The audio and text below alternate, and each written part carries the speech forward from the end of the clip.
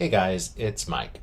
Before we jump into this episode, I wanted to address something. So, we recorded this episode before the news came out that the second season of Star Trek Starfleet Academy would be the last season. Had we waited until after that news came out, our opinions may have changed on some things. So, just be aware that we recorded this before the news. And I'm still processing that news. I'm still pretty upset about it. I'm sure we will be talking about it in another episode soon. So, anyway, here is our recap and little analysis of the first season of Star Trek Starfleet Academy. Enjoy. Hail them. Hailing frequencies open, sir. Hailing frequencies. Open. I don't know why I keep giving alien street food a chance. It's always such a gamble.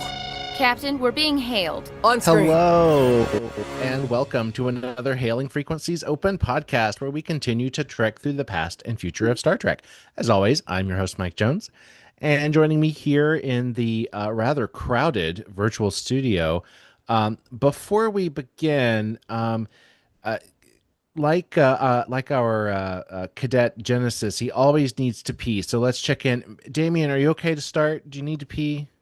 You know, I did pee, and you know what's really funny is that that moment she sits in the captain chair and then she's like ready for something like a momentous moment. She says, "I gotta pee." I've already heard conflicting opinions on whether that moment worked. It worked for me because I felt she was speaking to me, and I'm pleased that my co-host noticed that, because as soon as I turned on the Zoom, I had to run up and pee. So I should be good for the next however long we go, though. Don't worry about me. It was a very Roxy Hart moment.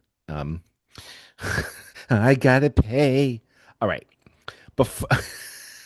Okay. Don't let the creeping... I love also that we have this huge panel and everyone is chuckling, trying not to, because they're being so politely silent. Okay, don't let the creeping silver fool you. She's been 400-year-old Lanthanite all along. It's Lanita. I like that. That's true. 400? I'm good with 400. Yeah, I'm good with that. Hi, Mike Jones. Hi, Damazon. I gotta say, I'm like looking at the Zoom screen and my heart is full, because it's like, nobody's gonna want to talk Academy with us. Come to find out, all our friends do, and they're not all here, but the representation is overwhelming. It is an embarrassment of riches. It is an embarrassment of riches. So excited. So excited. Come on, Mike Jones. Deal them up. Who we got? Let's waste no time. So at a certain point, it appeared that there were a lot of options as to what Star Trek show was in the queue for 2026. We had Legacy. We had the Tawny Newsome, Justin Simeon workplace comedy, which I still am desperate to see. Same. Any number of other rumored shows in development. But we got Star Trek Starfleet Academy. So we're going to start off our conversation. Lanita calls it Cadet School, yes. Cadet School, yes. As we introduce our friends with that question, top line only, then we're going to really dig in. So with one full season now under our belts, of all the Star Treks we could have gotten, was this the right Trek for now? All right. And we will start with Leigh Ellen. As far as our most controversial guest to date, please direct all hate mail to mike.hailingfreakopen@gmail.com, and I'll be happy to file your comments in the appropriate trash can. Is that kimchi I smell? No, it's Leigh Ellen herself. Yes, it could be kimchi, though. I always am eating kimchi. And to be fair, I think we maybe recycled that intro and used Lanita once years ago, because Lanita also loves kimchi, but it seemed like a good callback. That's true. I appreciate it. I think that I did not feel when it was announced that this was the series for right now, but after watching it, I do kind of think that this was the series for right now, and I'll go into more detail later. One for the yes column. Okay. Yes. Are you keeping a tally? I am. I'm going to keep score. We like to bill our next guest as our, quote, serious Trek intellect, unquote. But the secret was spilled here and now. She's just as ridiculous as the rest of us. She can't get rid of us. From the Clonestar podcast, it's Jodi Pickens. Yes, absolutely ridiculous. All of us. I'm fine with that. That's why I'm here. You know, Jodi, it felt like we had billed you as too serious, and the fact of the matter is, you have yet to live up to that. So, I mean, there is a serious side, but that there's is a gravitas. by far. Yeah, there is a bit, maybe. Sure, why not? I just want to say that this is my third time being on the show, and it's the third time before the show that we've discussed lotion. Want to put that out there for everybody who's watching. Just be aware. And so we love to moisturize, but we also love to beat a dead horse. Oh, that's true. Dead horse humor is our jam. I'm all right with it. I'm fine with it. About cadet school or Starfleet Academy. Yes, this was the trek for now. This is true trek for me, and we can discuss later. Love that. All right. If she's not here, she's out back fighting the Strange New Worlds hair team. Direct from her hit YouTube show, Observation Lounge 2, it's returning champion, Anna Rozay. You're going to keep making me a target for them. I'm like, don't invite that. Listen, you said it yourself.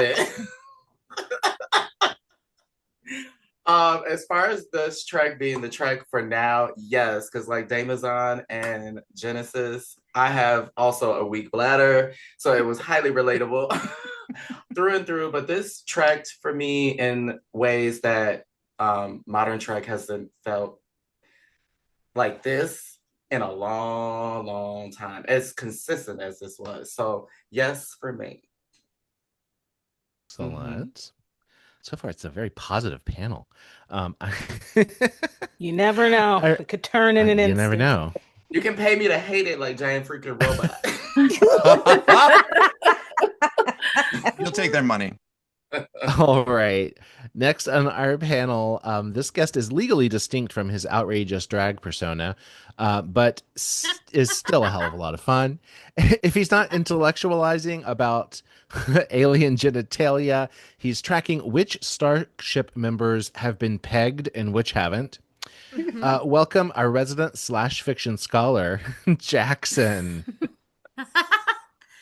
I'll give my answer a solid, you know what? Yeah. I think related to the giant freaking robot gig, anything that makes conservative Trek bros this mad is something that I can get on board with. Yes. Just eat up the hate. I love it. If you're not caught up on 1701 A Blerd Story, what are you doing with your life? Have we taught you nothing? Don't come back to us until you found him on YouTube. Do it now, Madeline. It's Matt Jennings. Hi. I'm so happy to see everybody. It's like an epic crossover. I love podcast crossovers. This is good. Also, Mike Jones, you killed the joke. The joke was, not now, Madeline. Oh, you're right. Oh, I didn't say, I said Madeline. Sorry. It's okay. Not now, Madeline. Star Trek 4 from the polymer plant. Oh boy, that flopped. It did. It's okay. I'm just gonna casually. I can't for whatever reason. I'm gonna bring this mic close to my face. I'm so sorry. I can't stop sitting like Nala Ake right now. Like the knees are up in the chair. She has changed me forever. And on that note, yes, I think Academy is the series that we need right now. We also recently learned that this is a mark of a bisexual, which Jackson maybe taught us. So we're gonna come back to that sitting in a chair at some point. Then I just learned something new about myself. How exciting! That happens to people after they meet me a lot.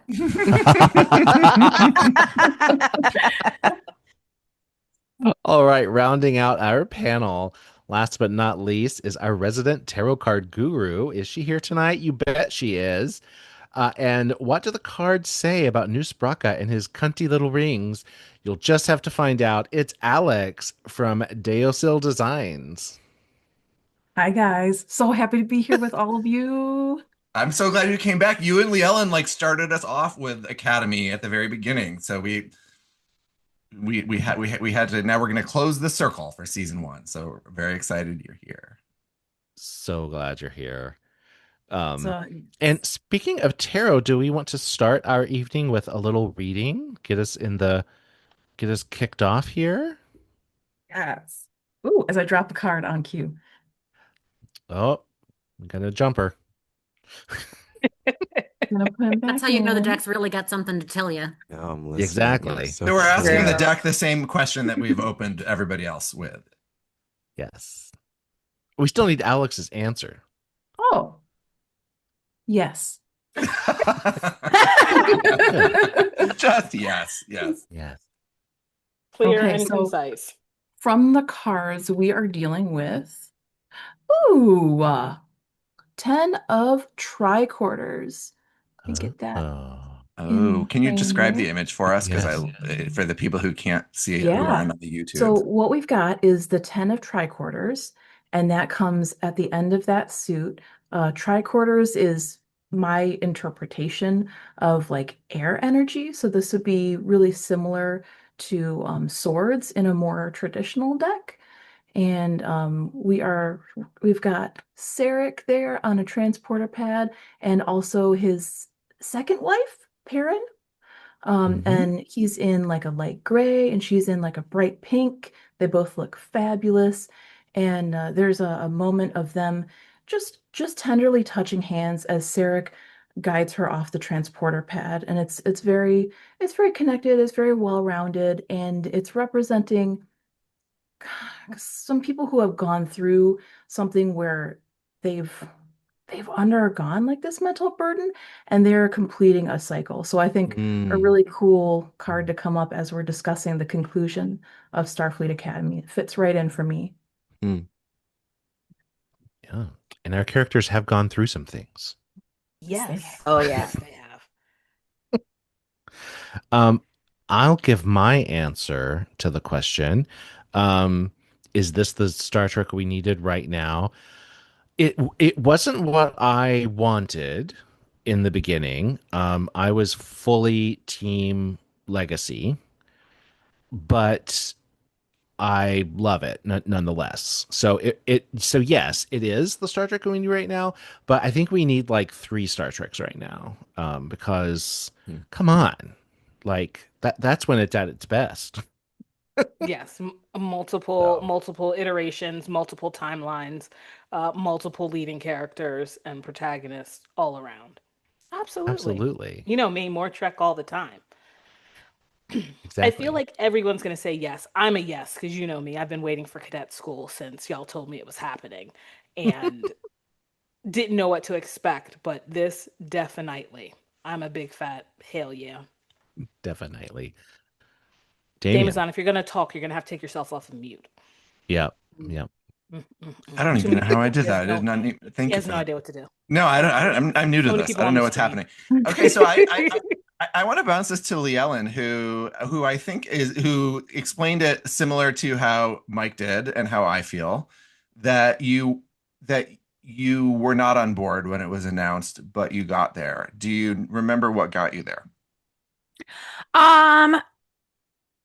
I think I just ended up really liking the characters. Like we talked about it in the last episode, and the fact that it was just such an ensemble show where we really haven't had something like that. I mean, kind of Strange New Worlds, but after Discovery, that was very Michael Burnham. I started getting on board, and what really sold me was the Deep Space Nine episode.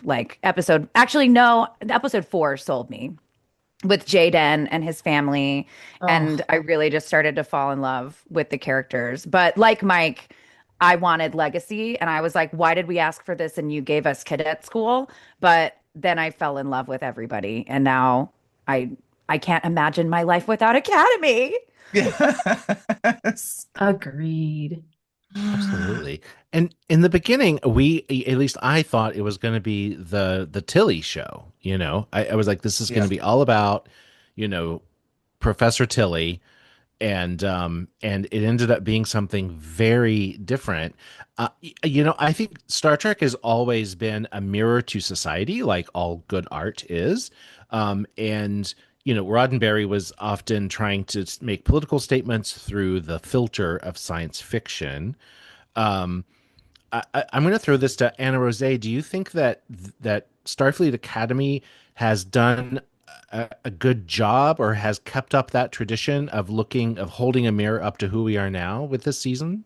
Oh, definitely. I mean, one strong example is from the finale when Nala Ake basically tells, the forum, do you really want to be led by a child with his hand on the trigger? And like we all took that as a Trump reference. And then everything to deal with the Klingon episode, talking about refugees and and also just like, it was just it was doing things. It was talking about separating children from their parents. There were so many political connections to the real world that this show made in like effortless ways. It was just woven in, even if it wasn't the focus of an episode, there was so many things that it was trying to talk about, either very quickly or just, either focusing on it or very quickly. So this show, it really they were cooking. They were cooking in the writers' room. I was very impressed. I think we had a lot of the fluff in the camp that, I also enjoyed, but it also really was a very intelligent show. Like it was actually trying to talk about something. And I think where this show succeeded, where I think Strange New Worlds is kind of faltering, is that it had a complete thought in most of the episodes. It didn't bring up a topic and then kind of like, not finish that conversation with us like Strange New Worlds kind of seems to do, in my opinion. So I think this was a very successful season as far as relevancy and actually talking to something. Matt Jennings, we haven't heard from you in a long time. We haven't seen you in so long, it feels like. Yeah, I know you have thoughts. I have so many thoughts. I have to agree and co-sign with what everyone was saying. I think that the show, in terms of allegory and subject matter, has complete thoughts. I think the episode with Jaden is one of my favorites. I know my top favorite is going to be the Cisco episode because I'm a Deep Space Nine fan. I appreciate how forward the finale was, especially just forward. What do you mean by that? Oh, just in how your face. Yes, like it just wasn't holding anything back. Especially just even in the set piece itself, covering it in all of those different slogans, the use of the media as well, I thought was very smart and very timely. Now, something that I think about on the outside of this in terms of production is that I think season 1 was being filmed before and as we were in the process of transition from Biden to Donald Trump. So and written well before that. Yes. Yeah. And so my hope is that with everything that's happening now, with Paramount, is that we somehow get to hold on to that allegory. I think season 2 was also still being filmed somewhere in that transition phase. So I think we're still safe. God willing, we get a season 3. Hope that we do. I hope that season 3 stays on brand with all of that. Absolutely. I want to ask. And it was Jodi. such a short season. Thank Yeah. goodness for getting season 2, because it just feels like the second half of the season. Because that's what they do now. You get Right. 8 to 10 episodes. That's it. I told you, like I need the TV of the 90s, of the Yes. early aughts. Please. I need Yes. 22 episodes. I need, as we've said, 3 filler episodes. I need a front half. I need it to stop right at Thanksgiving. Give me Charlie Brown's in the pumpkin patch. Give me A Nightmare Before Christmas. Move on after the Super Bowl, right before award season. Pick it back up right before the kids get out of school. No more TV. Fine. But like this idea that I only get 8 to 10 episodes for a season of an intro to a new series is fucking insane. And I hate it. Yeah, I can't do anything about it, but I hate it. I wanted do we more. Do we think that this, with all of that it does to that, there's things that feel overtly current, right? That we're seeing all of these allegories. I'm going to ask Jodi this question. Is it doing this with the sense of optimism that we know from Star Trek? Oh, I think we absolutely get the optimism now. Are we getting that from a current political standpoint? Not yet, no, but we aren't getting that in real life either. So that seems fitting. But I do think from the characters, we got, speaking to the, 10 episodes or 8 episodes per season, which I don't like either because, I'm the dinosaur. I like the old formats. I like the old, but I understand that like 22, 24, 26 episodes per season is a long haul for creatives. And even if we could get 15 or 18 episodes where we could get like 3 acts out of a season, I think would give us some more character development, would give us some more of these storylines being extended and the arcs being a little bigger. So I would be good with that. But I do feel like I was surprised that these episodes for Academy were either, right around that 55 to an hour or a little over an hour. And, they laced in the fun, they laced in the character development. We got specific episodes on each of our core cadets. I mean, this to me was a new way of streaming for Star Trek and telling these stories because, we saw a little bit of that in Picard. We get that somewhat in Strange New Worlds, but I think this is a first, really geared where I felt like the storylines were connected and yet we got that individual character development fully. I felt satisfied as a viewer and as a fan. Do we think what it sounds like what you're saying is that this is as a season goes, that this is that they're finding a new formula for it? I think so. I think they came in with a new formula because I feel like this is what the fandom, or at least from my perspective of the fandom, it was what we've been asking for. There was good and bad out of like Picard, for example, and everybody was pushing for legacy because there's this excitement around, Seven's arc could continue. And there's Commander Rafi, that's a whole different perspective for us on Trek.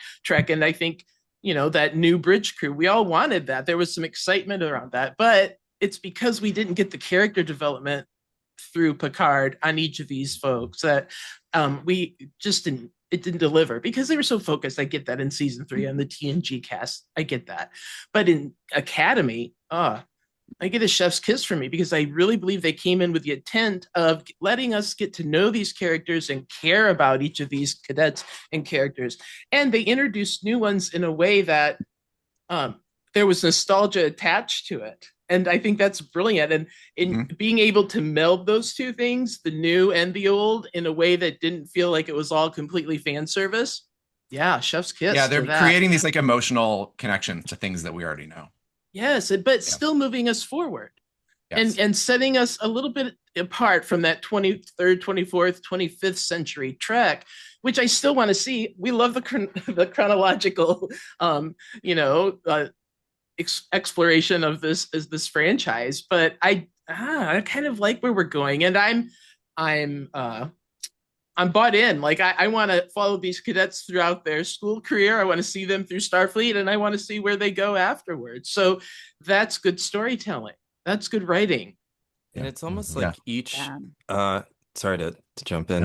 No, please. It's almost like each version of Trek that we've had since 2017 has tried to achieve something new, or kind of has been burdened with achieving something different. Each iteration of Trek, we all know, gets some resistance. Like we had Discovery, which was sending Trek back to TV, which is not an easy thing to do, especially when you're going from the serialized television or the episode by episode television that we had in the 90s to now it's one giant story arc, which Star Trek didn't really do besides Deep Space Nine. And then that they had to fight to do it. They were sneaking in arcs. And they got lucky because Paramount wasn't checking for them. And then Voyager to distract them. Right? Really. We had Picard that was also kind of trying to adapt that new formula and to see the characters be written in I mean, I think more fleshed out in certain ways, but also be written in a different way, which is tonally more current, was also a bit jarring. I think it worked some places and some places it didn't. Lower Decks, obviously, I still think that we could have kept that show going, could have kept the show. I don't, anyway. Should still be going. It should still be going. For the rest of our lives. Should still be going. Like Mike Jones said. It should have been the Simpsons. Exactly. It should have been the Simpsons, even from like a business perspective. There's no, like, that's, anyway. Great. Strange New Worlds, I think I think it's what the J.J. Abrams movies could have been if they had more time to keep going. I think that was like the great meld of like classic Trek to making it modern. And now we've got Academy, which is pulling in a younger audience. And I think, Jodi, to your point, I think it's doing it well. So yeah, I'm sorry, I kind of went on a rant. I want to bounce it to Jackson, because at the intro, Jackson was giving us some tonal ambiguity here. If anybody was, it was Jackson. So I want to hear your thoughts. I really love Academy. I don't think it would be a first season of Star Trek if I didn't have some complaints. Yeah. I think, much like Lanita, my complaints are more due to the amount of time the writers were given than to any decisions the writers made. But I felt like back half of the season, we started to barely see Jaden at all, who was my favorite character. And I don't know if that was an actor conflict or what, like if Kareem was just filming stuff elsewhere, but I was like, where'd my boy go? I don't know. Kareem is pretty out there on social media, and it seems like this is what he's got going on. It was just like a writing thing, a shift of focus. I mean, I really love it. I don't want the takeaway from this to be like Jackson's a Starfleet Academy hater, because I really no, that is not the takeaway. No, it just sounded like you had a different nuance. Is all I certainly when I love something, I critique it. And there's more I would have loved to see. I would have loved to see more development in Caleb and Ake's initial relationship. I felt like he kind of pivoted to just being so fine with her and being here in a way that felt really fast for me. Yeah. As like, I just would have loved to see him warming to her a little slower. And again, it's the constraints of having a horrifically short timeline of the writers. The villain is the network's making it be 10 episodes only, of course. And that's my whole point. It's like there's so much there's so much that could be like squeezed out, and like the nuance of it all. Like, yes, you want to know, were there conversations behind closed doors that we just didn't get to see? There had to have been, because there's no reason for him to just be like, sure, I'm gonna listen to this. No, I'm not gonna leave. Their relationship seemed very closer than they showed on screen, right? Like, yes, and I understand that there has to be things that happen in the background, but they were really good about showing us so much, and not like overtly like we're being spoon-fed, but like really showing us the development of the relationship between Jaden and Glitter Bomb. And I never remember these children's names. It's a crime I haven't done drag as him yet. All I've ever wanted is to throw glitter on stage. Oh yeah, you have. Isn't he 17? Is it weird to do drag as a 17-year-old? Nope. No. Is he 17? All my clothes on. I thought swear. he was. Yeah, he's only 17. A lot of them are only 17. I think Caleb is the oldest. Some of them are like, Caleb's like 21. Yeah, he's 21. And that was are we always talking my about question. actors, or are we talking about the characters? Characters. I'm pretty sure all the actors are. They're old. Yeah, They can all drink. they're adults. Yeah, but and that's the thing. It's like one of my main questions was, how old do you have to be to go? Right? Like college, you technically don't have to be a certain age, because there are 14-year-olds, 12-year-olds in college. But like, and then when you got Species, could one of whatever Kess was on Voyager or Compi, could you go to Starfleet Academy at 1 year old? As long as you promise not to have babies out of your back, you can. As long as you massage her feet, she'll be fine. Well, I mean, Chekhov was 17. Well, Chekhov was 17 in the Abrams movies, but wasn't he also a baby in TOS as well, chronologically? Yes. I don't know how old Chekhov was. Yeah, Wesley went when he was a kid. Right, yeah. right. Yeah, Though he was like a prodigy, of course. Oh, right. so smart. Wunderkind. I want to ask Alex because we checked in after 4 episodes. Okay, Leigh Ellen and Alex recorded with us the night before the Cisco episode dropped. Oh, Yeah. The crime. It's a timing. crime against humanity Right. because of how Such a much crime, right? Alex. But Alex really first sort of, I think, drew the conversation towards the currentness of this Star Trek about how it felt like it was meant for right now. I want to go back to you for that question because we've seen the rest of it now. And where did you go on that question after we talked last? Yeah, it was just so shocking to watch that first episode and see those first moments be so visceral and horrible and relevant, and all of the news that I'm just watching with one eye and being really like, oh my gosh, I can't look at this right now because of my mental health, but it's terrible. And to see that commented on and then continue to be commented on throughout the series, hey, we made a mistake. Hey, Starfleet was wrong about this policy.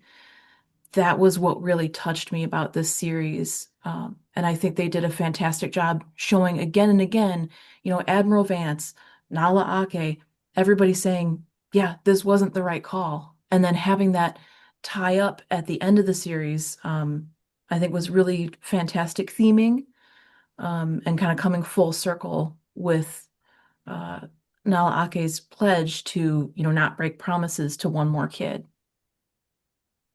So real. Very real. To speak on that, I'm just so happy that the show took it in that direction and did not kill his mother, because Yes. I think it would have sent the wrong message, because it would have been like, oh, people who are disenfranchised, people who are struggling do bad things, so they should die, so Did you fear that? Did you fear for her safety? Did you fear she might not make it? Yes. She already Of got course. shot. Absolutely. We're the Disney generation. We're used to band Mothers die. Yes. That's what happens. Parents have to die to develop either new that- characters. They're locked up or because they're trying to protect their child. Like, hello, Dumbo, mad elephant. Yep. Like, what are we talking about? Like that is the trauma we've lived through. Yep. I also like the fact, the way it was written at the very end, like listening, having her child come and not confront her, but having her child explain to her all of the ways that, yes, it was fucked up. Yes, they did wrong. But here is how they have tried to make amends, specifically this lady over here, to what was done to me consistently. Because if he really would have laid it out, because we've all watched it, she ignored the fact that you were breaking into every system. She ignored the fact that you were the reason that them big old ships came, because you sending out subspace messages unauthorized. She said, yes, here's the code. Here are all the mess. Like, she consistently has given amends, tried to apologize in action for the actions that she took that she shouldn't have taken. And so for him to just to like stand in front of his mother, who he hasn't seen, who he has been looking for, who there is trauma from that ripping apart, and for her to hear him and make the conscious effort to be like, okay, I hear you, because you are part of me and you're not going to do anything to lie to me. Like, I may not believe her, but I believe you. I was like sobbing, like that's all you wanted. Like, and him learning the lesson of, hi, what is Starfleet? What it actually means. Which actually, Strange New World very overtly asked the same question. Yeah. And laid a giant goose egg. Yeah. I mean, I think one of the great catharsis, I think that's one of the great things about this particular show and this season, is that there is a catharsis in Yes. terms of what we are dealing with globally, and especially in this country, to what everyone was talking about in regards to Nala Ake and the trial and trying to make amends. There's accountability. We're seeing accountability happen. You're right. That We're feels just not so good. right, doesn't it? Just say I fucked up. My bad. Just say it. That's Just it. say it. And here's how we can move forward. We I all did see also it. really like.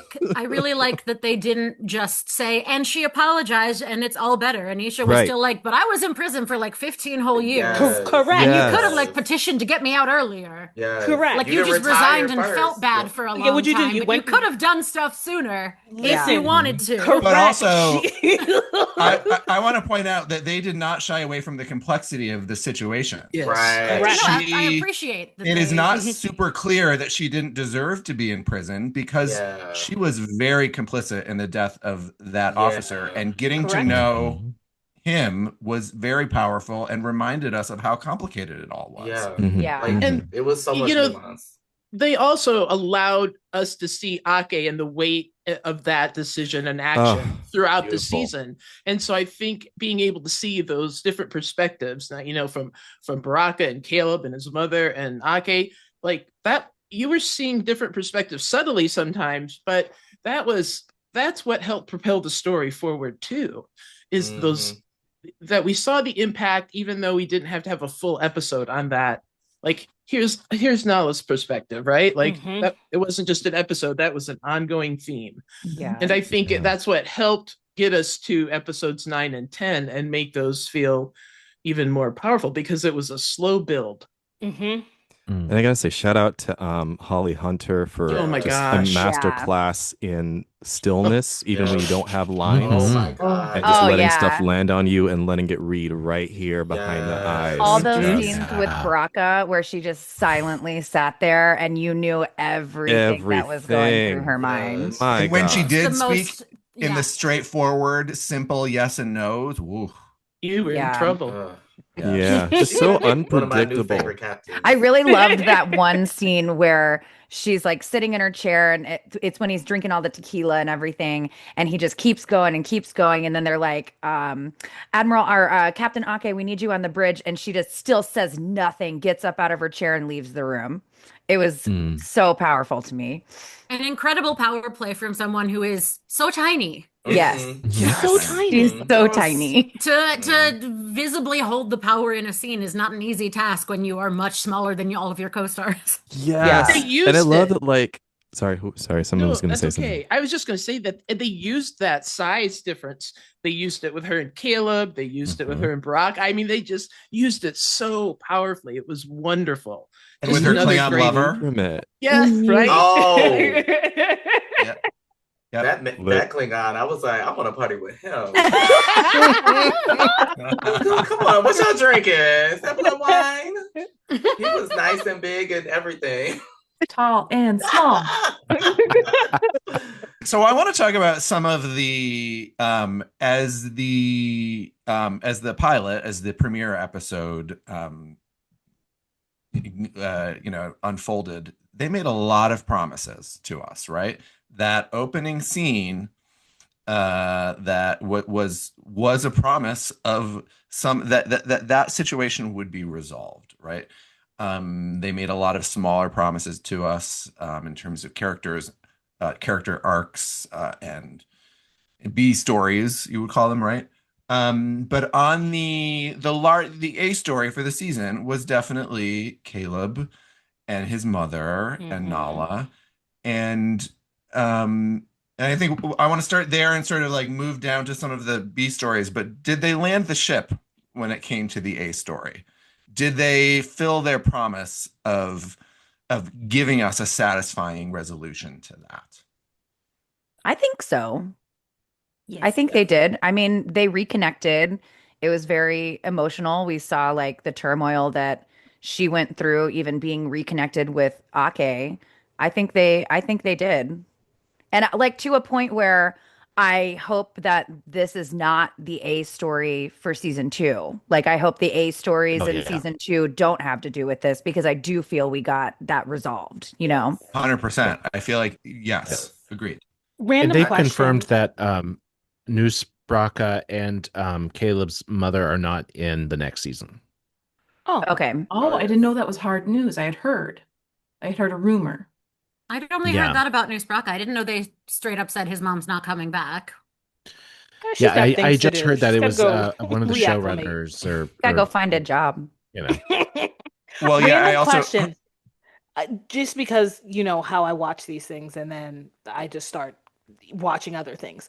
When she first got back in, i.e., Mama getting back with Nala, did she put hands on her? Did she give her a good Oh, she one was about too? to throw hands. But she was did. about There Trying to. there She was held back. She was extremely Yes. restrained because she was Okay. like in sick bay. But Yes. Okay, because I just she like was gonna. She was This restrained is by about her to Hulk out. 7-foot tall son. Yeah, I know. But like being a person who has had a tiny dictator, like in my head, these are the times where like being an only child and being able to like disassociate, like to like completely like go in and be like, yes, if I am that mother, like I don't care that I had a bullet in my gut, like there would have been a hand somewhere on you. I don't care that you've been taking care of my kid. I don't care that you've given him.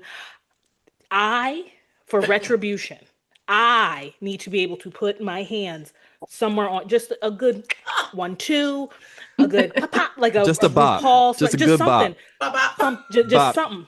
Grab hair, pop, and be, I'm good to go because you took my baby. Like you ripped my baby from me, and I feel there needs to be retribution. Yeah, No, it's that so didn't funny. happen. Okay, thank you. I was watching the pilot episode with my mom, and the moment that, like, Caleb gets taken away from the mom, and she's like, "Don't trust him," whatever. My mom was like, "That's gonna be a problem this season." Like, she called it out right away. She was like, "Well, we're gonna see that." Now, did anyone? I can't be the only one who anticipated that there was going to be a twist with his mother. That somehow that she was highly aligned with Noose. That she was the criminal mastermind. That there was going to be some major reveal about her that qualified as a twist, which is not how it went. Right? No, that wasn't the twist. Right. There was a Thank twist, but God. it wasn't that.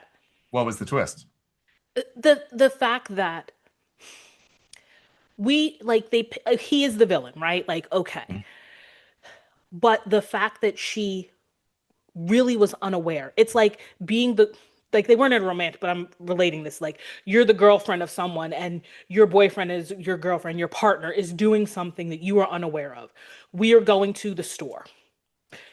They just drive, we're going to the store. They go in the store, they rob the joint. You have no idea. You don't know that they shot the clerk. You didn't even know that they had a gun. Come back, you go on to the next thing. You are an accomplice to that crime. So, yes, did she know that what they were doing was wrong? Same book, different pew, same church, different pew. She did not know that the person that they were taking from was a good guy, for lack of a better term. It was like, so for me, the twist was her, the covers being pulled from over her eyes of her like ignorance to what was actually happening. She's like, oh yeah, he was scum too, so whatever, he died. Not, oh, this was actually a Starfleet officer who was just doing their last little run. And as your life was ruined with your child, you ruined someone else's life for their child. Yeah. See, I felt like this was a great setup, or was a clear setup for a gotcha moment, that a perception shift, like some sort of I mean, I want to say a gimmicky twist, but it was interesting to me that despite my instinct that they were going to go there, they can't not have had that instinct themselves. They had to have considered some sort of perception shift twist around the mom. That But why would instead they do wait that? for this emotionally honest resolution. But why would you do that? I don't feel like that wouldn't have been like, from what we know about her, this woman is literally, we've seen her episode 1 teaching him about the stars and the moon, and so gentle and like caring, to then say that she is conniving, like it would have, to me, it would have felt wrong. It would have felt like you were trying to sensationalize it. And again, make, oh, woman, no, like she just wanted to get to her kid. Like that was her driving force. And I hate to be like, as a mom, like, yes, you'll do things for your child, but there is a limit, because you know that if you go further than X, then all bets are up. Like you're going to go somewhere else. Like it's not going to pan out the way you want it to. Right. Yes, I'll go steal that loaf of bread, but I'm not gonna beat the clerk down if he if he tries to rip it from me. I'm gonna get a couple slices and I'm gonna keep it pushing. Like that's all I'm saying. It's I would have felt I would have been upset. The moment that bothered me about Anisha Mir, and I think it's just I think it's just a sloppy writing moment, but he puts he Nuspraka does this like trial thing, this show trial thing, and he thinks and he knows that she hates, Captain Ake, so he pits them against each other, but basically allows her to be like the judge to like make the decision to like declare who's guilty. And luckily for him it went the way he thought it would, but she learned a lot in that trial about what happened and about she learned a lot, but still in the end she was like, Nala Ake is guilty, period. Yes. But was she thinking then that like that guilt justifies him blowing up all of these bombs and destroying the universe? Like, you know what I mean? Like the trial was like two things, and I don't think, I don't know it the whole simultaneously like, Caleb has his good of the many, good of the few conversation with Tarima. Right. Like Caleb is literally in the same place as his mother in that moment. He can only think of his immediate people. He can't expand. And it is only because he has inadvertently built this chosen family that someone from that chosen family has come to him and said, open your eyes. This is bigger than you. Well, and it helped make Caleb the hero. You know what I mean? Like that, it set him up. So I think the flaw there was it could have been Anisha that, saved the day through that trial, but it had to be Caleb. It had to be Caleb, so that we could understand from episode 1 where he was in episode 10. But I do agree with you, Mike, that I think there was an oversight there in the writing a little bit, because they knew Caleb was going to be the hero, right? Like they knew he was going to be the one to make that final decision. So I think that was maybe the misstep there in the writing, but it did set him up. I don't know. I feel like I could defend that. I think that we've spent this season with Caleb, and that his experiences in Starfleet and his experiences with his friends are what led him to the place that he could be able to change. Oh, yeah. His mother didn't have that benefit. She has only been steeped in anger and resentment. Yeah. She's been in survival mode. That's what I was going to say. She's not thinking clearly right now. Like Right. she's like, going back to what Lenita was saying, like you have one objective right now. You've got one concern. And especially if it's been 15 years and you took my child, I'm ready to burn it all down. She wants to hurt her. We'll burn it all down right now. Let it burn. Yeah. And he could only make that speech because he took the doctor's public speaking class. Until he's Peter elective. He's a master debater. As he said himself. The master debater. Oh my God, why did I not hear that then? It took me a minute just now. Yeah. Sorry, guys. I think that the reason that it sang out to me is that, like, all of these, ever since Discovery, really ever since the Abrams movies, Star Trek has had to have some like huge apocalyptic threat at the end. You know what I mean? Like it couldn't. I think it would have been more interesting if it were smaller and really about Caleb and his mom and Ake, and not have like this somehow these mines that they've planted are around the entire Federation somehow in a like huge. But then how do you bring everybody else? How do you how do you solidify this group of cadets as our next TNG group of cadets? Because here's the thing. You have your command captain in Genesis. You have your Betazoid / counselor in Nekdot. You have your next. Thank you. You have they were implying her more towards calm than like towards being in a horror.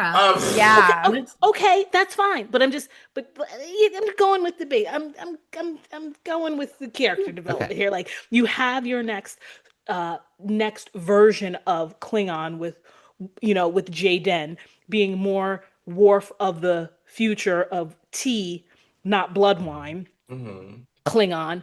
You've got Glitterbomb being the pilot of the ship, right? Like every person has. You've got Sam being engineer. the end. Like you had to have some way to bring all of these individual cadets from these disparate places together. Yes, they did the whole thing on the no, not the Maquis. What was that ship that they went to and they had the Miyazaki? The Miyazaki. See, thank you. This is why you're all here, right? Like, yes, that kind of The grouped only them reason. together. Kind of. We have 8 other people here, Lanita, just to I'm translate sorry. for your brain. That's Oh, that's my that we had to draw a crowd to interpret you. Yeah, I'm getting it done. Like, there has to be, like, for me, there has to be like the imminent threat to push them to their greatest potential. And now they've gone through not one, but 2 huge shifts that have changed each of them individually, even from that mid-season, to be like the best iteration, like the next evolution of themselves as young adults. And I do not believe that that would have happened if there hadn't been such a great threat to not just the Federation, but to more specifically the person who chose during Jaden's ceremony of drink the thing, say the words, now you're my family, him being like, nah, I'm not doing that. Like, it. You're coming to us directly from the Discovery writers' room, Lanita. You realize? And I don't care. I don't care. I'm telling you, like, this is how an only child feels about things. Like, it just, for me, it had to happen. Like, next season, we're going to see an even bigger growth in each of them in their respective career paths and different issues that are going to pop up. But maybe there will be a big threat, maybe there won't, but I do believe that there will be something small that will then again help gel them as the team that they are. Yeah, it gave everybody something to do in the finale. Now, a lot of people took issue, I feel like, with the concept of these minds covering the whole of the Federation. I was like, girl, at this point, I'm 10 episodes in. I'm suspending all disbelief. Just, girl, work. But wasn't there an we episode got- where there was the ship that grid? separates. We got a Didn't gay Q do that Klingon whole now. grid thing? Q did the whole grid where he like Far on point. that one. Yeah. Thank you. Yeah, Like I that's mean, true. like we've had everything surrounded before. This time This it's is just very, about blow very up. Trek. We have to have a big thing. Yes, it's Yeah. just something. I mean, we started off TNG with Farpoint and Q, like all hell breaks loose with him, right? And that carried on. But I think I agree with you, Mike. I would love to see a more nuanced kind of villain or threat to us. Yeah. But I don't know. I said this a lot throughout the season that I felt like Academy was true Trek. And I think this big, like, yes, let's bring back the Omega, molecule I from like Voyager, that. and Right. let's weaponize that sucker and let's make it threaten the Right. Federation. And Throw a 47 on it. Come on. yeah, let's go. Throw a 47. 47 on it. Throw a And 47. it's very like, oh, we're on the verge of going back to the burn, right? Like, Wait, can someone explain the 47 thing? Because it bears explaining, and I know someone here knows it. Yeah, isn't that like a special number since TNG or something like that? Yeah, there's Or- someone in the writers' room that had a joke around the number 47, and it's the number that keeps recurring. recurring, popping up and everything. Oh. Like code Like, it 47. did come back in the episode that Frakes directed, so I do think he's responsible personally. Which one That's was fair. I that? have no way of proving it, but I feel in my heart. Can I ask a question Good theory. to the folks on the panel? Yes. Regarding the doctor, when he went into the computer and came out and suddenly had the theory of how to stabilize 47. Yeah. How and why did he just suddenly know? I have a theory because I've been thinking about this. Okay. So remember when, because this is the same doctor from Voyager. This isn't the doctor that went off to in Living Witness. Yes.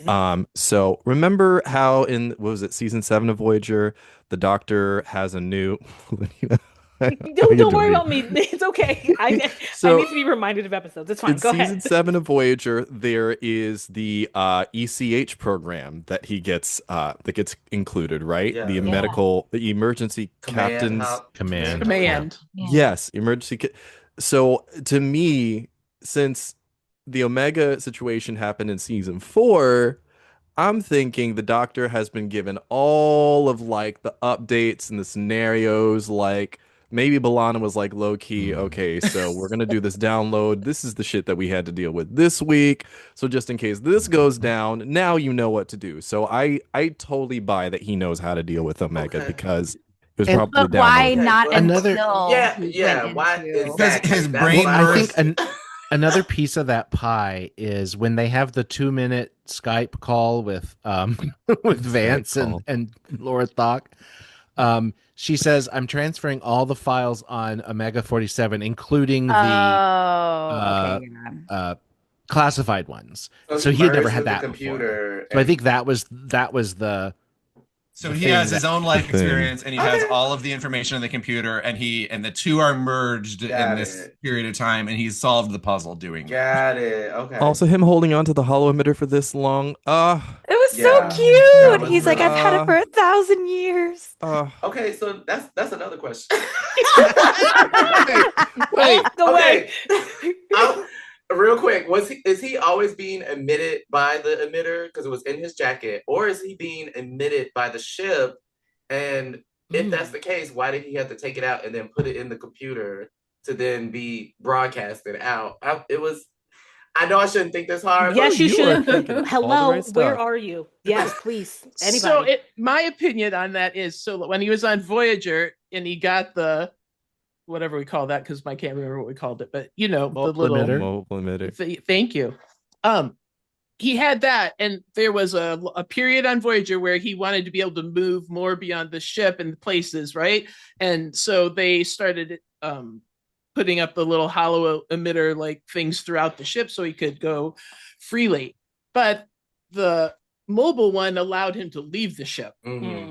So I think there is this, and they were able, like, he could take the mobile emitter off when he was on the ship, and exist in spaces that had those ones that were overseeing the ship. So I feel like that's what's happening still. And it's also, we have to remember that Sam's also a photonic. Right. So, like, how is she existing? Is that something now that through her, her home planet, her species, that it's just something they're naturally able to do without a device? We don't know yet. Or maybe But I there's do just a think- tiny little device hidden somewhere. I mean, Right, maybe like a technology's neck like- dot.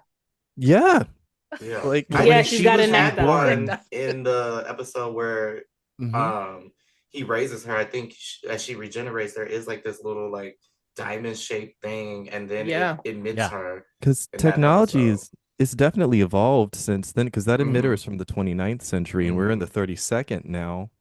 But he still owns it. That's what's so, like That's you guys so were cool. saying. It's Yeah. so It's beautiful. Clearly about some it. sentimental value to Yeah. him. Yeah, well, it was a big part of his development on Voyager, right? Like, Yeah. he is developing emotionally as, becoming more human in his world.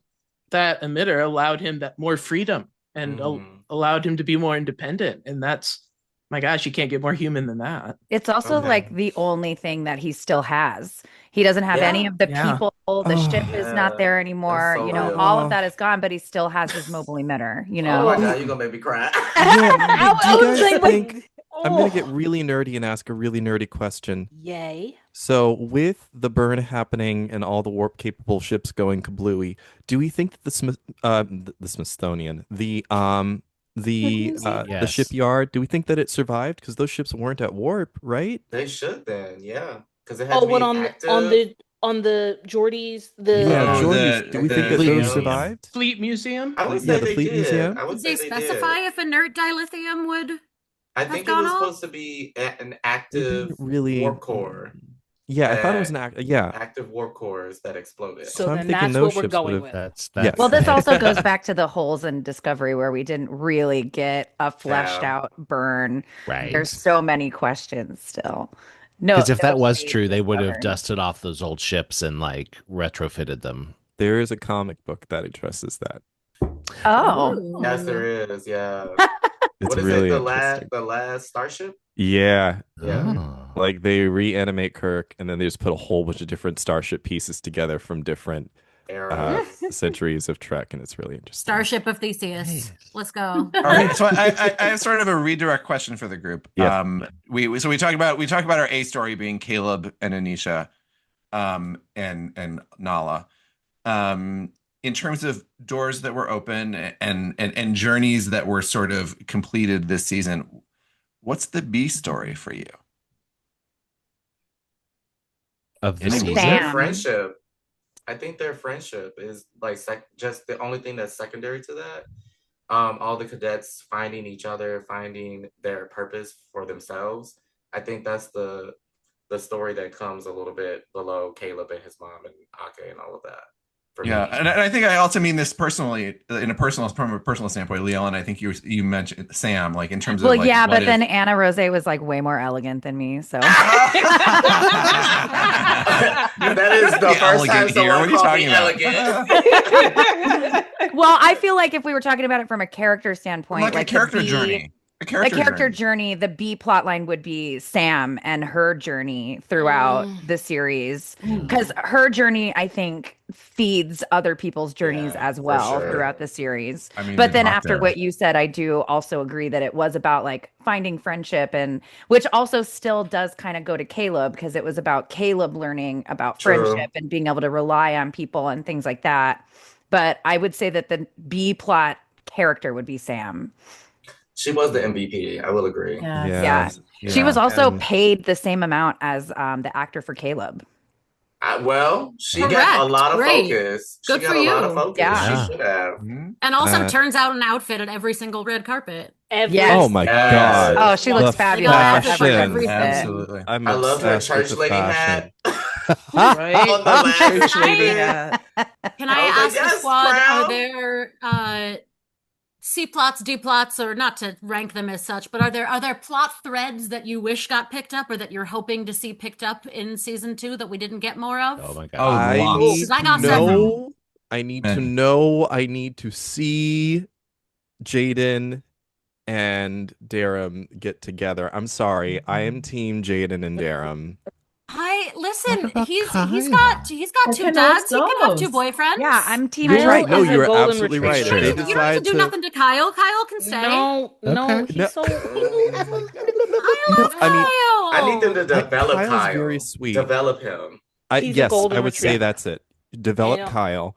But it's like from what I'm seeing right now in terms of a real connection happening, I think Darum is all about Jaden for sure. Like from the debate episode when he like showed up in his dorm room and he was like, "No, you are going to learn this. This is what we're going to do. I'm gonna pull out some cue cards and I'm gonna for look at your you." lips the whole time. Yes. I just want to point out though, on this podcast, we there were 5 of us who had a conversation about this breathing exercise scene, and one of my co-hosts said, "Well, when you're a big fat queer, you want everything to be big, everybody to be a big fat queer." And yes. And then Leigh Ellen said, "Well, I wanted it. Does that make me a big fat queer?" And I said, "I can't call that for you." Yes, I don't know. Yes. But then the weeks went by, and it became clear that it was queer. It was all very queer. Yeah, it's all very queer. Clear. No, hold on. In the Our Town episode, he was like, "Well, maybe George in the play Our Town has realized he doesn't want to get married, and it's not who he wants to get married to." And I was like, "Interesting choice of who there, buddy." But again, I'm, as should surprise no one who knows me, I'm team polyamorous triad. He's got 2 dads. He's got 2 hands. He's from a triad probably. house. We know he has 4 testicles. We found that out. That was wild. I love testicles. His boyfriend can't have one. That works for me. And we've heard Darum, like it was a joke, but Caleb made some jokes about Darum having a polycule. I'm like, can we get Star Trek Poly besides Phlox? Can we get a second Star Trek Poly besides Phlox from Enterprise? Yeah, absolutely. Okay. Oh my god. Here's the thing though. Yes, as much as I would love that, like my little queer self would love that, I want there to be a relationship between two seemingly male characters to have platonic love for each other that does not tip over into the sexual. That's just my that brain was of so trying I feel to. like we got that with Caleb and Jaden. Exactly. No, yeah, but I feel like They I call feel each like other the brother journey, all the time. I feel like They're I real, know, like, but yeah, they're brothers because they're brown. Like, listen, okay, like I want, like, I say that in jest, but I really like, I get it. I get it that, like, yes, we have that there, but I think there needs.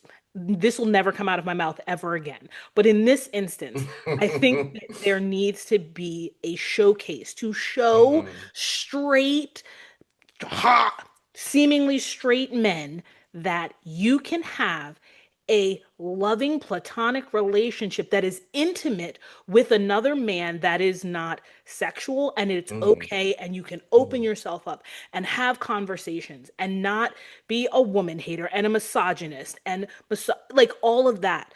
We talked about this on the Slashfic episode a lot. Yeah, we There sure is did. a- We sure did. Like, I think we got that in a lot of the other series. Okay, fine. She wants I'll be them on to the- hold hands but not kiss. I don't know. I just, like, I get it. Like, I mean, I think because it's so in your, like, in my mind, it's like they put it in your face, like, yeah, since he saw him, he was for him from the beginning. He, realized that he was. I don't know that it's in your face. I mean, the most we've seen is Kyle kiss him on the cheek. Kyle kiss him on the cheek. Like, No. I'm not saying that the gay stuff is in your face. I'm saying that their burn for each other. It reminds me of Bridgerton, of like the slow burn of like the looks and sort of like you can feel like the pheromone energy. It's strong. I mean, It Remy is kind of just strong. gives It's that out towards strong. everyone, though. He was in hard on Genesis on the first episode. Like, It's that man is just different. radiating It's different, pansexuality He towards wants that everyone Klingon in the cookie room. bad, baby. It's He wants that different with cookie. listen, it is different with Jaden. There's something there. I'm There's I telling understand. there's I agree that something real. Jaden reciprocates it in a way that a lot of other people don't. Yeah, he entertains it. He tries to act like he's not like about it, but he's like, yeah. No, he wants that Derussy. Derussy. I want to suggest that He maybe wants our it. Darum journey is mirroring one that we have seen before, which would be Julian Bashir. Yes. Do you know? Like, Of I being feel a like bisexual disaster. Yeah. oh yes, no, but to say Of that- being that- awful at the beginning, and then you grow to love him. yes, of giving us a character with a lot of room for growth, and then I mean, I was gonna say the future is unwritten. I'm sure it's written. I'm sure they're well ahead of us. And filmed. But yes, Right. that they're going to take him someplace unexpected and someplace surprising, and that hopefully, given how rough a start he had this season, he's the character who disobeys orders in the finale, and has to fess up. Right. Well, they're setting him up to be the helmsman, right? He's going to be that pilot with the They are, yeah. attitude. They really are, and I think he's Tom Paris, and he's got that vibe. Like, he's going to cause some trouble. He's going to make mistakes, but he's got to figure it out. And I think that's his path, which I fully support. I also just have to weigh in here that I think Kyle might be Ensign Krebs and the one that keeps losing the Talaxian fur fly. Kyle Krebs. Ooh, that's a theory. That would be fun. That's Well, a see, theory. that was the one who ate her comm badge. Right.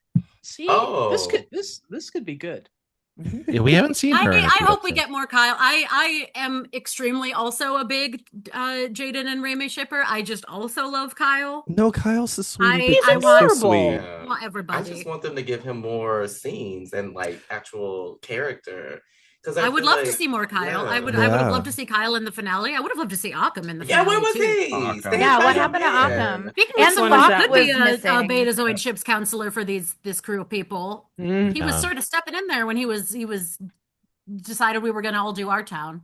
A play which, by the way, I famously strongly dislike, but Star Trek made me almost like it. And now A lot Same. of personal, so that episode in particular, it hit me on so many different levels. Yeah, actually, I one- was gonna say, Matt, that there's 2 specific episodes that I want to cover, and one of them is that. So we're in it now. Yes. Let's do it. Go for it. Okay. So for me, that episode hit me really hard for several reasons. My cousin passed away last month. And the actress that plays Sam in some ways looks like her a little bit. There are just certain things about her that just look like Sam. And I did Our Town when I was in college. I played Mr. Webb. I remember rehearsing the scene where it's like the funeral scene. It's the scene that they're doing in Starfleet Academy from Our Town, where I guess Emily is looking at everyone from her past life. And I remember the day that we were rehearsing that scene in the college production, and the actress that played Emily like broke down and cried, and she said, "We have to take a break because this is too much." I remember, and I'm trying not to bring this down. I don't want to bring the mood down, but I am slow at processing things sometimes. So even the moment where, Sam is laying on the bed, passed away, that gave me a release, to be able to, in some ways, accept that my cousin has passed away. So that episode hit me on so many different levels. It was a catharsis. Yep.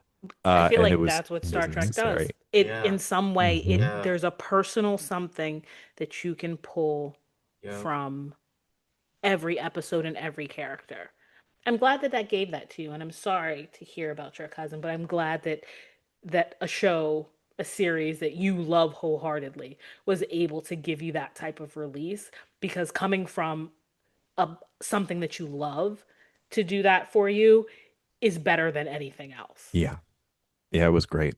It was a really beautiful episode, and I think we all needed to see Tilly at some point, and who knew that she was a drama teacher also. But I think we needed the Doctor arc that was started in the premiere. That we get this idea that that we see him immediately reject Sam, and we're confused by that. And it connects to a Voyager episode, and I want to bounce to Jodi for this one as the Voyager expert. Can you talk to us about the episode that this is referencing, and maybe how you feel about how it worked? Yeah, so it's a season 3 episode. I think it's like episode 22, and that's important, I think, because this is right before we get the whole Scorpion finale, and then Kes is gone and Seven's now on board. And I think this is an important episode. It's called Real Life, and this is the one where the Doctor decides he's going to have a hologram program that's a family, and that he's going to experience what it's like to have a family. But he really has just made it his, in his view, it's like his perspective of what a family should. It's very orderly, very by the books. No, not a lot of emotion, not a lot of reality. So really it's B'Elanna that flips the switch on him and makes him this, reprograms this so it's more real. And in that episode, he has a son and a daughter, and his daughter gets injured and she winds up passing away at the end of that. And he struggles with that. He wants to just turn the program off and not face it. Kes has to remind him to go and face it. And it's a powerful moment for the Doctor, because it's really his big step into really experiencing humanity at a true high emotional levels. And so this callback with him, from that first episode, like you said, we see him pushing away, which is very not the Doctor. He loves to mentor. He loves to help people grow. And that fact that he pushed Sam away was like, well, this isn't our Doctor. This is different.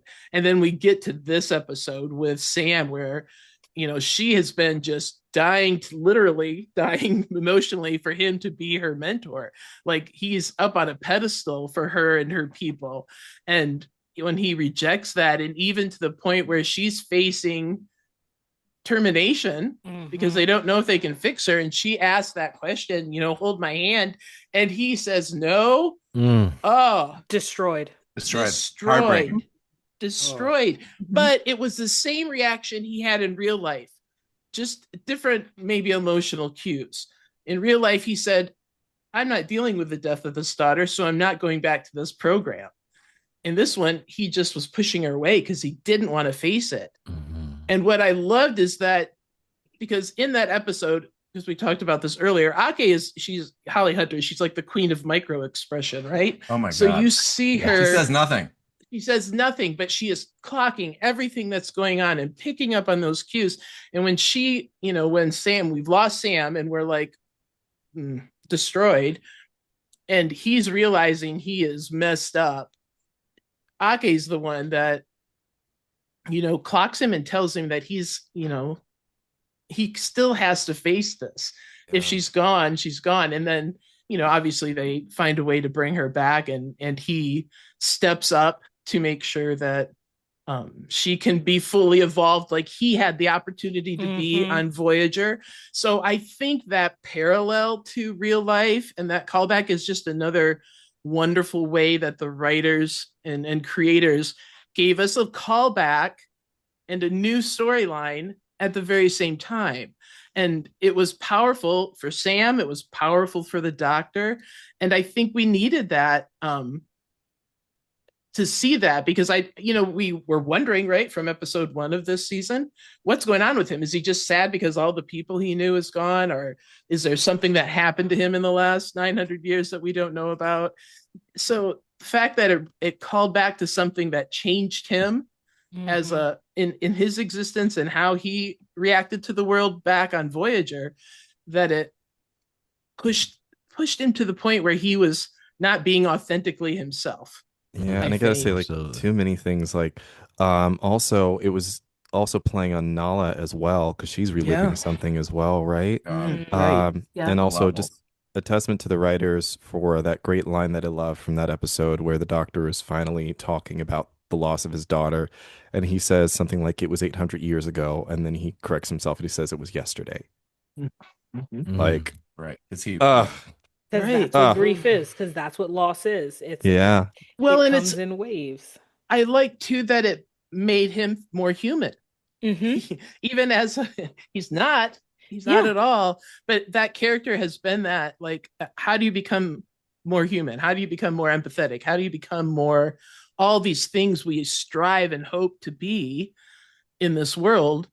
He still struggles with that, and I think that's comforting too, as as a viewer. I saw a headline that I really liked of, like, when I was scrolling through social media, and it said the Doctor has finally been given a name, and his name is Dad.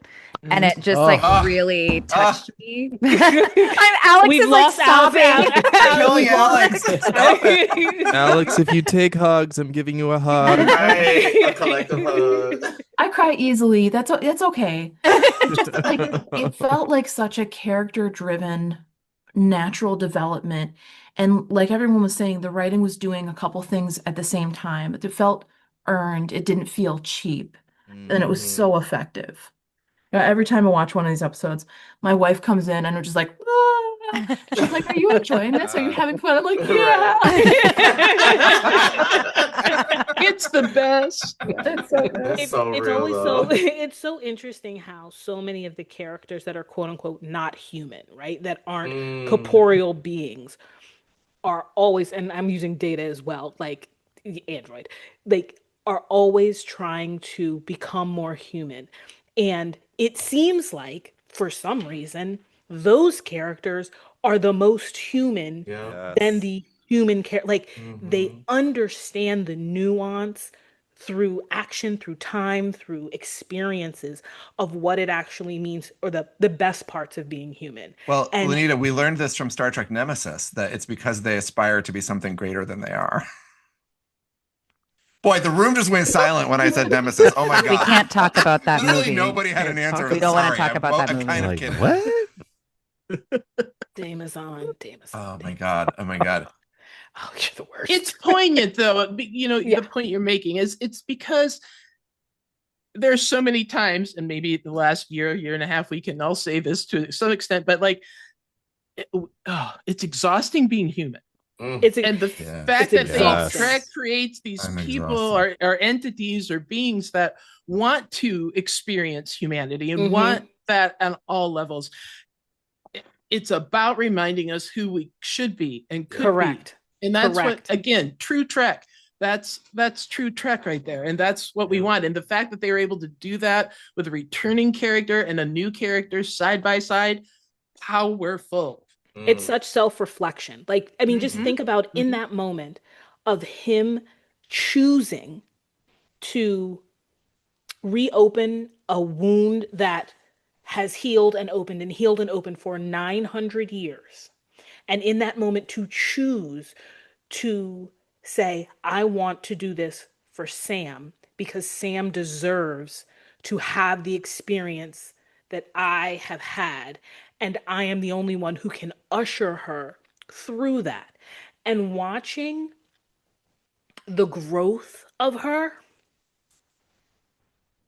Well, and it's really interesting that she looks back at her youth. Yes.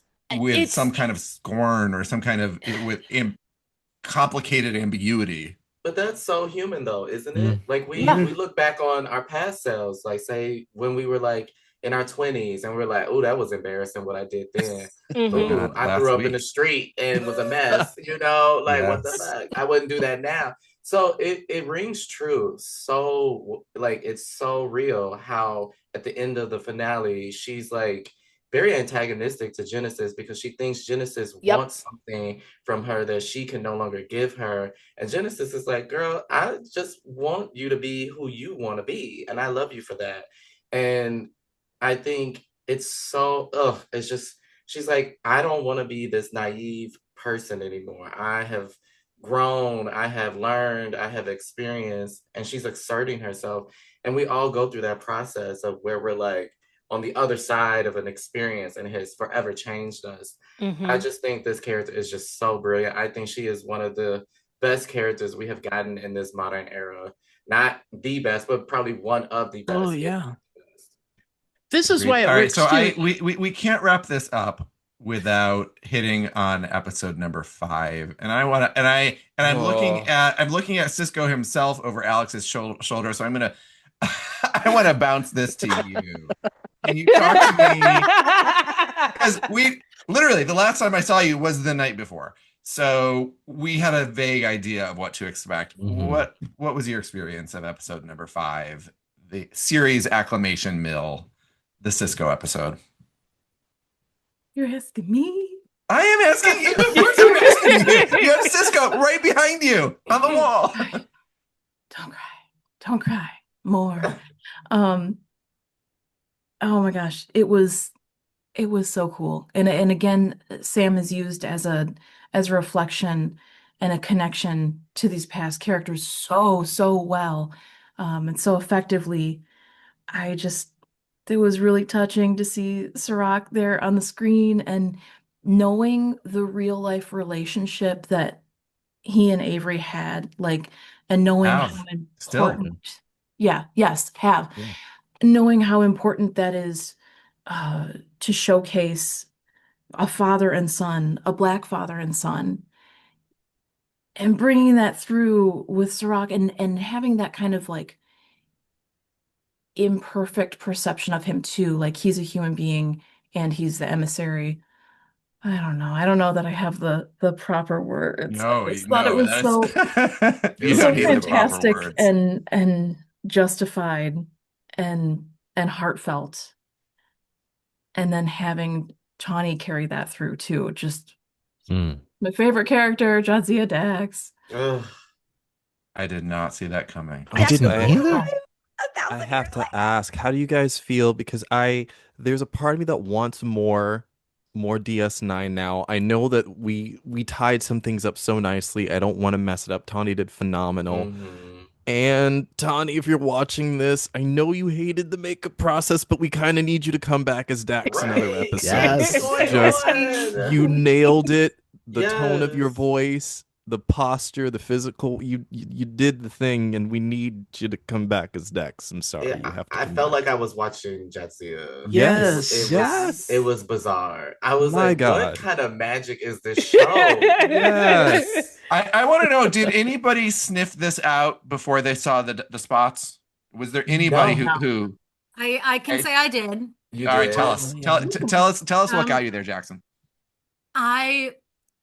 She kept calling him Benjamin, Oh. which really only Jadzia did. Yep. Yeah. Wow. And I was toying for a while. My partner makes fun of me because I predict what's going to happen a lot in shows, and that's just a result of spending enough time in writer's room and analyzing scripts that I can see when devices are being laid out. But like I was going back and forth between she's either literally Dax or she's a direct descendant, like she's a great grandchild of some kind of like the either of Jake or of the baby that he had with Cassidy Yates that wasn't on the family tree, so maybe didn't come to term. Unsure what was up with that, but I was going back and forth, but she kept calling him Benjamin, and she had these little body language things that I was like just saying out loud to Becca. I was like, this is a Dax. I think this is a fucking Dax.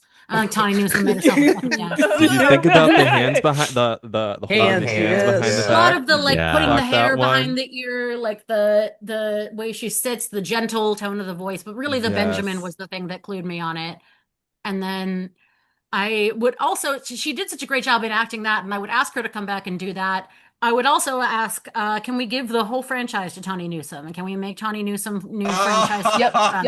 Well, we maybe just did the other night. Interesting that you say that. Listen to our next episode coming out tomorrow. Yeah, because I guess after my last because it episode, will air Damien, you first. asked me who would I give the franchise to. I think it was after we had wrapped the official recording, but you asked me, and I was like, Tawny Newsom, no fucking question. Jackson, you have great taste.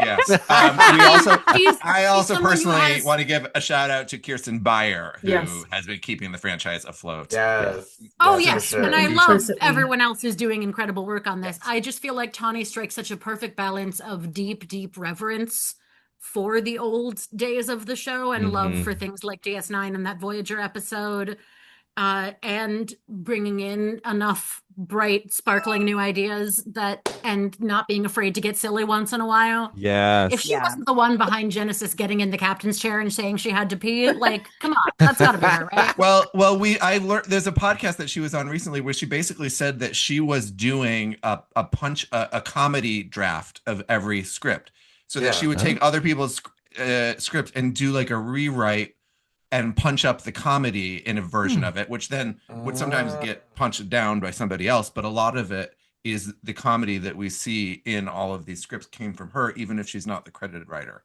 And that is fine. And I Fascinating. love that. Star Trek has been so dark lately. I am so here for like a slice of life, TNG, comedy, Hobbies. slapstick, like that also helps Galaxian you get to know fireflies, these yeah. people, you know? Okay, I have like a hypothetical for everyone. All right, you are your true fan self, right? Like you are yourself, but you are a writer, actor, and you are on staff at Star Trek Starfleet Academy. What character are you going to write yourself in as? Like a new one, or you can like who are you? Like who you at Starfleet? Like a I remember legacy. reading something. I remember reading You're going to something make where yourself a Tawny said legacy she character. Who are you initially- going to make yourself? I remember seeing Tawny initially didn't write that character for herself. She had someone else in mind for it who ended up not doing it. I don't know who it was. We can speculate, but Fascinating. that wasn't, I think, an original thing she planned on doing. This is a little bit of a leading question because I would, of course, make myself a Dax. So Yes, we know. I just or feel a, like that or is a such 7 a of Trekkie 9 move. somehow. You would somehow be the 6 of 12. Like you 6 of 9, you please. Yes. I would be Shran's great granddaughter.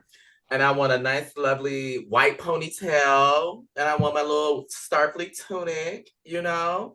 And I'm just very always mad and calling people pink skins. And I'm like, what? How is that offensive? That's what my granddad used to say. What do you mean? I would want to be like a bully janitor who's like always there. Like a Boothby? Yes, yes, like Yeah. a Boothby, but like Okay. really chipper and like cleaning, but like why would they need anybody to actually clean? And just kind of like unofficially ship's counselor, just like, yeah, you could just get that out with a little Windex. I love that. And I'm then the here for that cadets walk janitor. away and they're like, wait, doesn't the ship clean itself? Exactly. I feel like I would be- want to oh. be something better, but I would probably end up being the Barclay. We need to see your holodeck. Yeah. With a holodeck addiction. Yeah. I mean, really, Barclay kind of represents the fans. Do you know what I mean? Like, we could go into a fantasy world and never come out. I have and a be cat scared named of space. Neelix. Yes. Sign me up. I I think would I love would to be a Soong type android. Ooh. Oh. Ooh. So a Data, basically. Would you be attending the academy or would you be a professor? I would oh, that's a good question. In this show, you know what? I would actually be a bridge crew member. I wish we met them all in the first episode. Yeah, that's another thread that I wish we learned literally anything about the bridge crew. Yeah. Right? Yeah. That did Literally, seem There's not quite enough unfair. time. Yeah. Yeah. But we didn't even get as much as we got on Discovery. Like, you get the sort of, you would Yeah. get like the little side glances between Detmer and Awoshakun, right up front. Like, Yeah. and it built a whole like imaginary relationship in our heads. Got nothing. And not even Yeah. that. They never came back after the They first. never I came feel back. like they drove the bus to Earth and they said, all right, this is where we get off. See ya. Y'all already shooting up the school on day one. We What's gotta going go. on, like WWE champion on the bridge? Tell me Yes. something about Cool. yourself. Yeah. Right. You have such cool Give her hair. some That's stage cool combat hair. to do or something. Or the That's rock a face vibe. lady. I was like wanting to know about Yes. her. Mhm. We inquiring minds want to know. I Matt love her Jennings. voice you've been- modulator. Oh, that was good. Yes. Who are you, Matt Jennings? I think like I would love to play a Cisco descendant, but I think what I want to see in terms of Starfleet Academy and what I feel like we don't see besides something like Lower Decks is that character that is super unsure of themselves, super nervous about everything, but then at the end of this story arc, they're this confident badass. But I just want to see. I want to see the beginnings of that person that is just fish out of water. I have no idea what I'm doing. There's no hope for this person. And then seeing the transformation at the end. I even kind of wanted to see that. And I know this is going to be weird.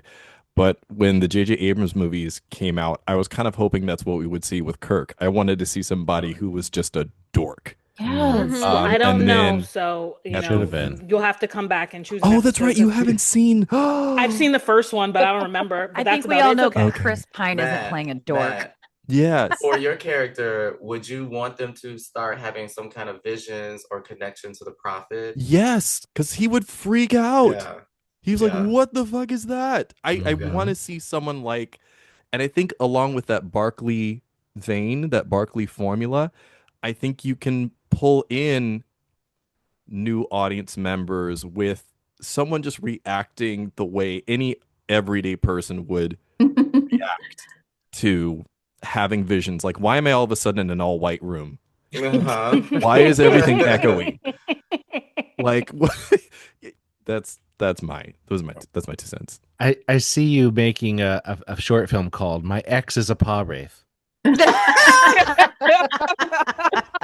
idea. You're giving me ideas. Be very careful. No, careful. We give all the ideas. Honestly, I so- think. Wait, hold on. I didn't answer. Good grief, Damazon. I didn't answer. Did Jodi answer? Did you? Oh yeah, you're gonna be 7 of 9. Jodi, you can go before me. I already said Dax. I know. I think I would either be a counselor because there's always a need for them. They always seem to be in short supply. Uh-huh. Or a professor that maybe teaches engineering because in engineering on all the ships, that's where everybody goes to have private conversations. So you know everything. Yeah. True. But I also want to be the professor that puts the cadets through the Kobayashi Maru exercise. Mm. So I don't care what I'm doing as long as I can put them through that. Yeah. That's what I do. I say that's awesome. Honestly, I would want to be a Q who is defying their parent and saying, no, I don't Like I reject this whole idea that I'm gonna cause chaos, and I want to actually like descendant of Q, like being like, Q's not squirrely, mischievous kid, but the one who's like, well, we could learn a lot from them. I want to study them and So go like and a passive Klingon, like Mhm. Jaden, but you're gonna be Yeah, the I'm not more going to be human Q. Yeah. Yeah, I'm not going to be and the only time that anyone would sort of know that I had like any and not being like incognito or anything, but just like no, I don't really use that, like neck button. Like she's like using her business. Like until she has to. And then, everyone was like, "Ooh, we scared of her. She done killed everybody with a voice." Because she could be but does that make her basically like the problem solver for every scenario they get into? It's the I just built-in Deus have Ex it in the Machina. Yeah, like I just Maybe have it in the have back to- of my mind. Yeah, maybe it's like the Deltons have to take like a chastity vow to join Starfleet. Maybe she has to take like an I won't use my powers vow. Correct. Like and I wouldn't answer like even though I have all the answers, like I'm willing to like be like, no, let's put it in a box away. What are they like? There was some other show where it's like they take their powers or like something like you did a binding spell like in Charmed where it's like you bind the power of 3 and so you don't get your magic until you turn 18. So I would like bind my Q-ness until 21 or 500 hours at Starfleet Academy. You're gonna go through puberty. Yes. Yeah. Mhm. Yeah. Exactly. God, what is a Q? No, I guess we already kind of saw what a Q going through puberty is like, right? In Voyager, did we? A little bit. Yeah, A we little did bit. see Such a Q brat. Junior. And then we saw Ray Starbay in Strange New Worlds. Yes, True. another Q Junior, maybe the same character. Who knows? Right, that's what I thought. All right. Well, we are pretty much at time. I think that we have The arbitrary time that Mike Jones always picks. touched. I know. We have sorry, your agents told me that we only had this much time. No, I think that we really just scratched the surface about Starfleet Academy. But I hope that that our conversation has sparked some thoughts from you all, our listeners. Find us on social media, find all of us in all the places, and let us know what you think. And what do you want to see next season?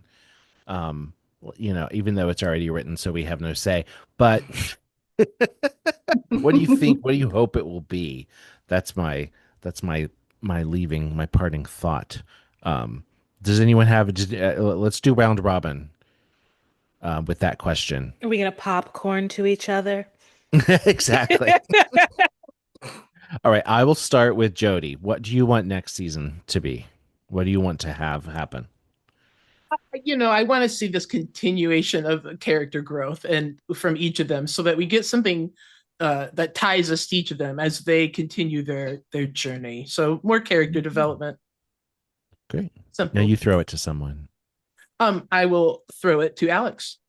Oh, I want to see the cadets go on some sort of test mission where they are doing those same roles, but they're doing it with a smaller story, a lower stakes story. And, go to this sector, go to this planet, pick up some samples, pick up some rock samples. And what happens there? Nice. Everyday Starfleet stuff. Back to basics. And then I'm gonna popcorn it to Anna Rozay. I think my thing that I want to see more of is more development and agency for Tarima. I feel like she is she is a mixed bag for me. I feel like in Our Town episode, we got a lot of much needed development for her. There's still so much more I feel like that can be done with her besides being Caleb's girlfriend and the ultimate weapon at the last minute. I want to see her be a full, well-rounded person with wants, desires, etc. Yeah.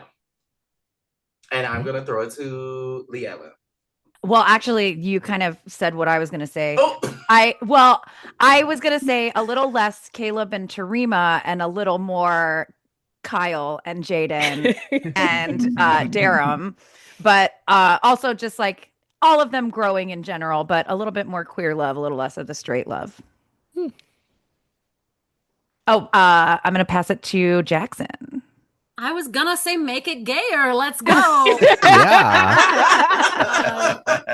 want the conservatives even more mad. Yes. But I mean, keep it going. Let Genesis and Sam make out. Sure, why not? Yes. I've actually, the real genuine answer, other than my selfish desires, I would love to see a little bit more Genesis. We didn't really have as Genesis-centric an episode as some of the other characters got. Yeah. And she's stepping into that hypothetical captain seat. I want to know more about her relationship with her dad. I feel like she is a natural sort of like, she gets people talking about themselves in a way that's really great for character development, but she does that fun deflection thing where she then will never say anything actually about herself. And I would like circumstances to happen where she has to. She's a port in the storm. When Tarima said that, I'm sorry. Was I the only person who heard that? Yeah, I was also yelling for them to kiss. I want everyone on the show to kiss. Yes. That's No, who I felt am. that moment as well. Yes. But Amazing. it's college, man. Yeah. Let them have their gay makeouts. That is correct. Let everybody have what their college is moments. Speaking of gay makeouts, let me pass it over to 1701 A Blerd Story. I have no idea what you're talking about. I'm completely heterosexual. You do with me wearing this rainbow combat. No. I want to see the Kobayashi Maru test. And I want to see what Captain Ake was like before the burn. I want to know I want to see a little bit of Starfleet before the burn and what she was like pre-burn. It's good. I just want to see Who it are all. you throwing it to? Oh, that's right. You throw it to someone. No, it's all right, Matt Jennings. I'm just going to talk. There's only 3 of us left. It's Lenita. It's me. It's me. The 3 cheeses stand alone. Correct. I want to see all of those. Yes. Damien, excuse yourself. I want to see all of that. And I also want to see more from Tig and the Jem'Hadar. Thok, thank you. I want to, and we've talked about this before, about how in this length of time, are there planets of species that are not just singularly one thing? It's not just Klingons, it's not just Betazoids. Like, have they developed where they're just these hybrids, that's just who they are? Like some people are more Klingon than they are Jem'Hadar, some people are more Jem'Hadar than they are Klingon. That type of thing, like to learn more about the world that we are currently living in, with all of the different species that we've seen just in passing in those big group forums, to learn more about, okay, how did the half white, half black folks from what's the episode? Karen. Let us Karen. Is that the episode with Let this be your last battlefield? Yeah. Yes, look at me. I Planet kind of Karen. remembered it. Yep, those planet kids. I'll never remember The episode. moon names. cookie people. Yes, they are. That's what I thought. That's what they are. They are. You know, like I want to learn more. I want there to be more development around everyone, but also like the background species and what's going on. But definitely Tig and Gina. Yes. Oh my God, so cute. Love it. Damazon. I really loved in season 1 that they used Caleb's story as they gave him this main character energy. They centered it on him as kind of a way into this world. Yeah. I do not need Caleb to be the main character for season 2. I hope that it is an ensemble story more than it was this season. He can just sunbathe. It's fine. Yes. I don't know. It's almost too much. Sorry, I got a little excited. Yeah, I know. That's a strong back. But I actually, Lenita kind of stole my answer because I want to see more Tig. This was like the pinnacle of Tig for me in the finals, and it's crazy that we only just are mentioning this now as we're closing out. But that Tig was really the power player for me in the final episode. Nailed it. And Laura Thok, obviously we did not get enough of her. And there was a lot of like pre-season hate for her character because you're like, the Jem'Hadar can't mate and blah blah blah. You don't know anything, right? You don't know. Right. It's make believe. It's 900 These are years later. aliens. Yeah. It's not real, baby. However, I feel like we could meet, like, we know that the Jem'Hadar have survived into this time, and that I want to know just a little bit more about where she came from and how it came to be, and how it came to be that that her mother was that joined up with a Jem'Hadar. Like, that's fascinating to me, and I don't need that to be like the whole story, but a little flashback. Just a little bit more. But yeah, I want to see the ensemble be developed more, and I want to see, like we said, some of the characters that got shortchanged a little bit this season, like a Genesis, and like, I have faith that they have good plans for Darum, even though it maybe hasn't come through yet. But that's my hope. And I don't know, who can I bounce it to? No. I have a question before. Oh, I yeah. have a question before Mike Jones answers. So what is Klingon and Garam Masala and Jem'Hadar. Who else? What was what's his face? Evil villain, baby boy whose parent. Are Klingons the cranberry? Are they the cranberry juice? Oh my God! I was trying to play you off. Closing music on you, Lydia. We're gonna have it. Let's be clear. At an award show, I'd be like, "Well, we're just gonna be standing here together." You're gonna have to remove me. This is what happens. We're wrapping up, and she's. Where's the long cane?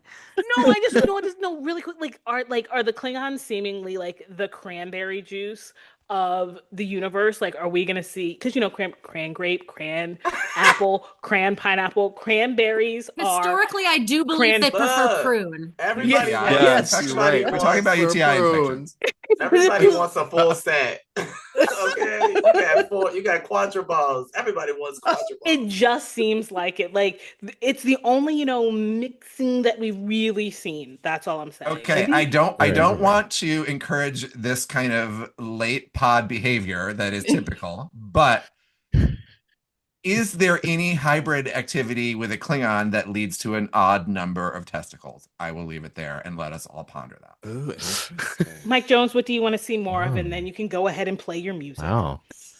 Maybe I want to see some quadra testicles. No, my real answer is I want well, Anna already said it, slice of life. I want a little more of the school. Like, I want to see them have midterms. I want to understand the process. Like, what is the difference between a first year and a second year?